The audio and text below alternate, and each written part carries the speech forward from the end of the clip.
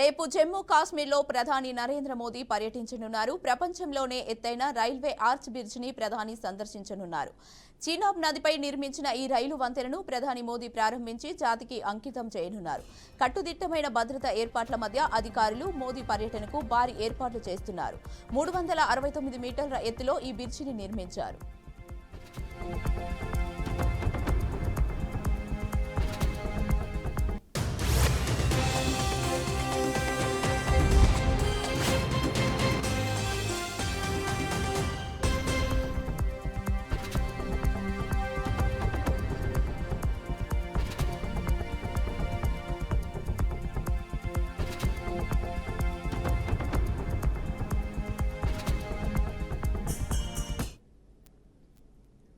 Bengaluru Chinnaswamy stadium వద్ద జరిగిన తొక్కిసలాట ఘటనపై కర్ణాటక హైకోర్టు ఆగ్రహం వ్యక్తం చేసింది. కర్ణాటక హైకోర్టు ఆపద్ధర్మ ప్రధాన న్యాయమూర్తి వి కామేశ్వరరావు నేతృత్వంలోని డివిజన్ బెంచ్ తొక్కిసలాట ఘటనపై తీవ్ర ఆందోళన వ్యక్తం చేసింది. హైకోర్టులోని senior counsel Hemant Raj G R Mohan Chinnaswamy stadium వద్ద జరిగిన విషాద ఘటన గురించి సమాచారాన్ని చీఫ్ జస్టిస్ కు సమర్పించి భద్రతా లోపాలను వివరించారు. ఆర్సీబీ ఆటగాళ్లకు సిద్ధరామయ్య ప్రభుత్వం ఏర్పాటు చేసిన సన్మాన కార్యక్రమాన్ని చూడడానికి అధిక సంఖ్యలో వచ్చిన అభిమానులు విధాన సౌధకు ఎదురుగా ఉన్న హైకోర్టు భవనాన్ని ఎలా ఎక్కారో కూడా వారు హైకోర్టుకు వెల్లడించారు. ఇక ఈ తొక్కిసలాటలో చనిపోయిన 11 మంది మరణాలకు సంబంధించి కర్ణాటక పోలీసులు అన్యాచురల్ డెత్ కేసులుగా మాత్రమే నమోదు చేశారని చెప్పారు. ఉన్నతాధికారుల ఆదేశాల మేరకే ఈ అసహజ మరణాల కేసులు నమోదు చేసినట్లు పోలీసు వర్గాలు వెల్లడించారు.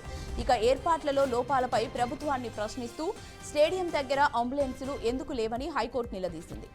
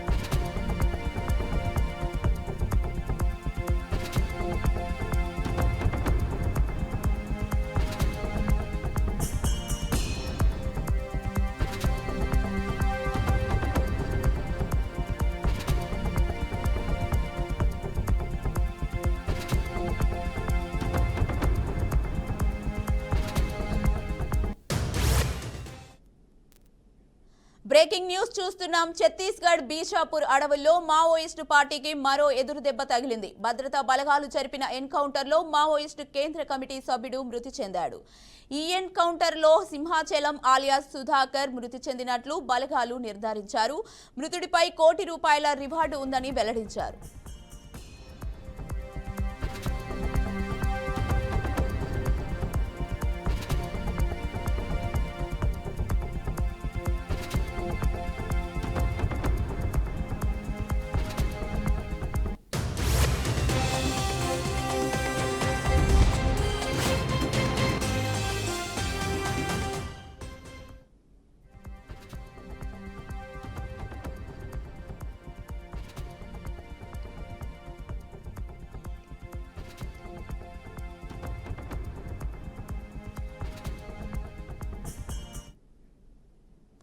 ఛత్తీస్గఢ్ బీజాపూర్ అడవుల్లో మావోయిస్టు పార్టీకి మరో ఎదురుదెబ్బ తగిలింది. భద్రతా బలగాలు జరిపిన ఎన్కౌంటర్లో మావోయిస్టు కేంద్ర కమిటీ సభ్యుడు మృతి చెందాడు. ఈ ఎన్కౌంటర్లో సింహాచలం ఆలియాస్ సుధాకర్ మృతి చెందినట్లు బలగాలు నిర్ధారించారు. మృతుడిపై ₹1 కోటి రివార్డు ఉందని వెల్లడించారు. ఇక ఇదే అంశంపై మరింత సమాచారాన్ని మా అవుట్పుట్ ఎడిటర్ వెంకట్ అందిస్తారు. వెంకట్, మావోయిస్టులకు వరుస దెబ్బలు తగులుతూ ఉన్నాయి. తాజాగా ఇటీవల కాలంలో వరుసగా కొంతమంది ప్రముఖులు మావోయిస్ట్ అగ్రనేతలు చనిపోయారు ఎన్కౌంటర్లలో. తాజాగా మరోసారి ఛత్తీస్గఢ్ బీజాపూర్ అడవుల్లో మరో కేంద్ర కమిటీ సభ్యుడు మావోయిస్ట్ ఉద్యమంలో కీలక పాత్ర వహించినటువంటి ఒక సభ్యుడు చనిపోయినట్టుగా తెలుస్తూ ఉంది. అతని పేరు సింహాచలం అలియాస్, గుర్తించే సింహాచలం, మరో పేరు అలియాస్, ఇంకో పేరు కూడా ఉంది. ఈయన పైన మృతుడి పైన ఆల్మోస్ట్ ₹1 కోటి రివార్డు ఉన్నట్టుగా కూడా తెలుస్తుంది. అంటే ₹1 కోటి రివార్డు అంటే జనరల్ గా ఒక ఆసామాషి మావోయిస్ట్ కో లేదంటే ఒక మావోయిస్టులు అంటే అందులో ఉద్యమంలో ఎంత కీలక పాత్ర వహించుంటే అంత మేరకు ₹1,00,00,000 రివార్డు పెడతారు అనేది మనం అర్థం చేసుకోవాల్సిన అవసరం ఉంది. చాలా మావోయిస్టులకు సంబంధించినట్టు చాలా కీలక సభ్యుడిగా మనం భావించాల్సిన అవసరం ఉంటుంది. కేంద్ర కమిటీ సభ్యుడు సింహాచలం మృతి చెందినట్టుగా పోలీసులు ఇప్పటికే నిర్ధారించడం జరిగింది. అయితే రీసెంట్ టైమ్స్ లో కొంతమంది మావోయిస్ట్ అగ్రనేత చనిపోయారు. ఆపరేషన్ కగార్ పేరుతో ఏదైతే కేంద్ర ప్రభుత్వం నిర్వహిస్తూ ఉందో దాదాపు 2 నెలల నుంచి ఆల్మోస్ట్ 70 రోజుల నుంచి కొనసాగుతున్న ఆపరేషన్ కగార్ లో చాలా మంది ఆల్మోస్ట్ 120 మంది దాకా మావోయిస్టులు చనిపోయారు. వారిలో అగ్రనేతలు కూడా చనిపోయారు. ఇటు రీసెంట్ టైమ్ లో కూడా ఒక అగ్రనేత మావోయిస్ట్ ఉగ్రం చెందిన హిడ్మా అనే ఒక వ్యక్తి కూడా ఒక మావోయిస్ట్ కూడా చనిపోవడం జరిగింది. తాజాగా మరో ఎన్కౌంటర్ లో అంటే మావోయిస్ట్ యుద్ధంలో కీలకంగా పాత్ర వహించి చాలా యాక్టివిటీస్ లో ఉద్యమాన్ని చురుగ్గా నడిపించి పోలీసు వ్యతిరేక కార్యక్రమాలు పాల్పడిన వ్యక్తి సింహాచలంగా గుర్తించారు. ఇతని కోసం అంటే మావోయిస్టులు చాలా కాలంగా వెతుకుతున్నారు. మనకి మొన్న సంబాల కేశవరావు చనిపోయిన తర్వాత అంత స్థాయిలో ఒక మావోయిస్ట్ ఉద్యమ నేత చనిపోయాడంటే ఇతని సింహాచలనే మనం గుర్తించాల్సిన అవసరం ఉంది.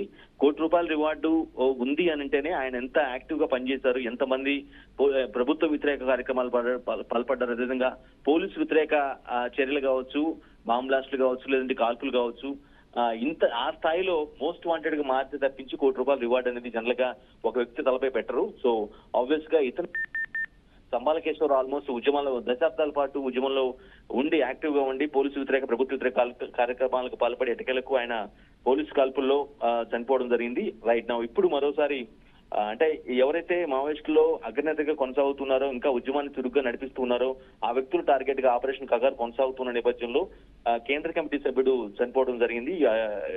దీనికి సంబంధించి అధికారిక ప్రకటన కూడా పోలీసులు చేయాల్సి ఉంది. ఛత్తీస్గఢ్ లోని బీజాపూర్ అడవుల్లో ఈ ఎన్కౌంటర్ జరిగినట్టుగా తెలుస్తుంది. సమాచారం అంటే పలానా చోట మావోయిస్టులు ఉన్నారని ఒక సమాచారం అందుకున్న తర్వాత ఈ అటాక్ జరిగినట్టుగా మనం చూడాల్సిన అవసరం ఉంటుంది. Keerthi. Right, thank you Venkat.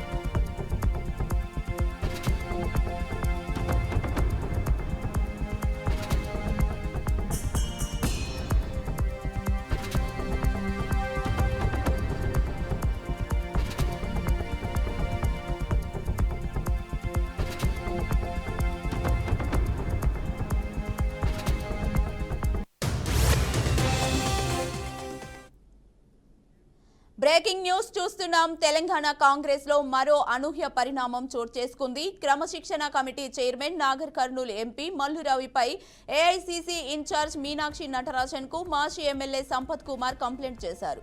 Party line cross చేసి బీఆర్ఎస్ ఎమ్మెల్యే విజయుడితో కలిసి తిరుగుతున్నాడని ఫిర్యాదు చేశారు. ఇలాంటి చర్యలతో పార్టీకి నష్టం కలిగే అవకాశం ఉందని, వెంటనే అప్రమత్తం అవ్వాల్సిన అవసరం ఉందని అభిప్రాయపడ్డారు. మల్లు రవిని మందలించడంతో పాటు గాడిన పెట్టాలని లేఖలో విజ్ఞప్తి చేశారు. బీఆర్ఎస్ నేతలతో చాలా ప్రమాదమని, అది గ్రహించి కాంగ్రెస్ నేతలు నడుచుకోవాలని కోరారు. 10 ఏళ్లు బీఆర్ఎస్ అధికారంలో ఉండి రాష్ట్రాన్ని నిలువునా దోచుకున్న విషయాన్ని ఆయన గుర్తు చేశారు. రైతు బంధుతో రైతులను, దళిత బంధుతో దళితులను, ఇంటికో ఉద్యోగం ఇస్తామని యువతను, ఇలా అందరినీ బీఆర్ఎస్ మోసం చేసిందని, అలాంటి పార్టీ నేతలతో స్నేహం మంచిది కాదని, కాంగ్రెస్ కేడర్ కు కూడా తప్పుడు సంకేతాలు వెళ్తాయని వివరించారు. బీఆర్ఎస్ తో దోస్తీ చేసే నేతలు ఇకనైనా తీరు మార్చుకోవాలని కోరారు.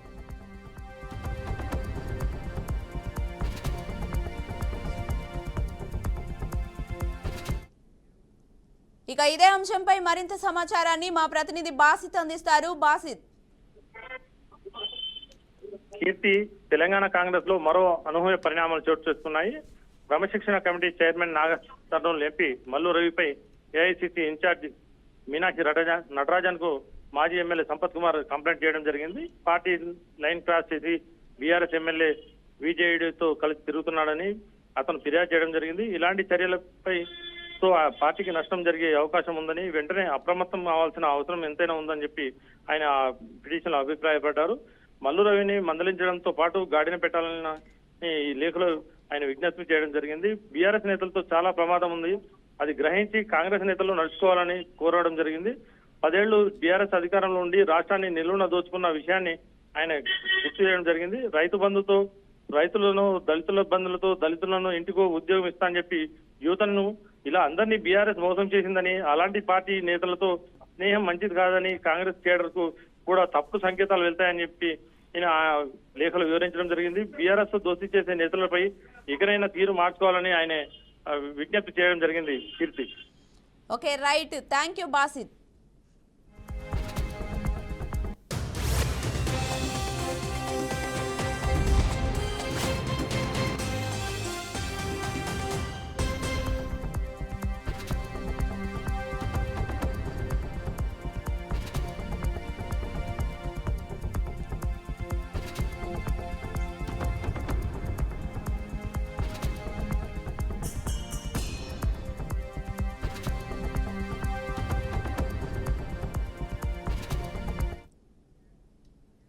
ఇంకా ఎన్ని రకాలుగా రైతులను గోసపెడతావు సీఎం రేవంత్ రెడ్డి అంటూ మాజీ మంత్రి హరీష్ రావు మండిపడ్డారు. నిన్న జోగులాంబ గద్వాల జిల్లా పెద్ద దన్వాడ గ్రామంలో ఇథానాల్ ఫ్యాక్టరీ బౌన్సర్లు, పోలీసులు రైతులపై విచక్షణారహితంగా దాడి చేశారని ఆరోపణలు వచ్చాయి. ఈ ఘటనపై ఇవాళ మాజీ మంత్రి హరీష్ రావు స్పందించారు.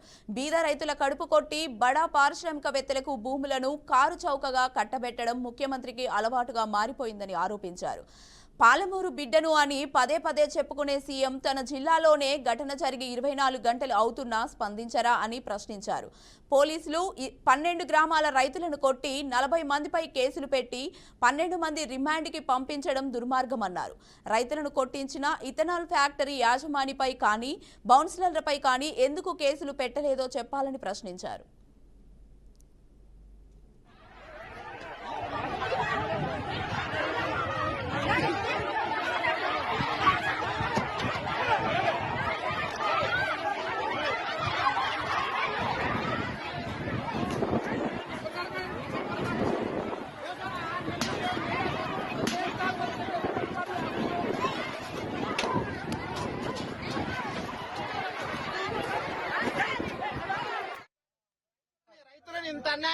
రైతులను ఇంత అన్యాయంగా చేస్తారా? పోలీసుల రౌడీజం చూడండి.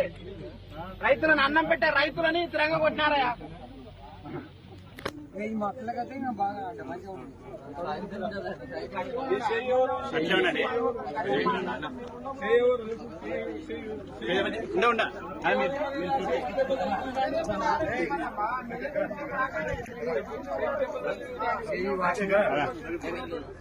కనిపిస్తుందన్న ఇది మంచి ఆడ ఉండు నువ్వు కూడా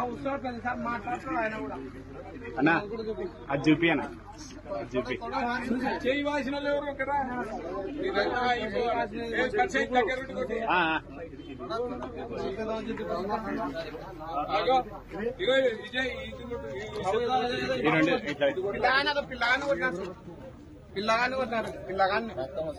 పిల్లగానికి ఇంకా చిన్న పిల్లగాడు.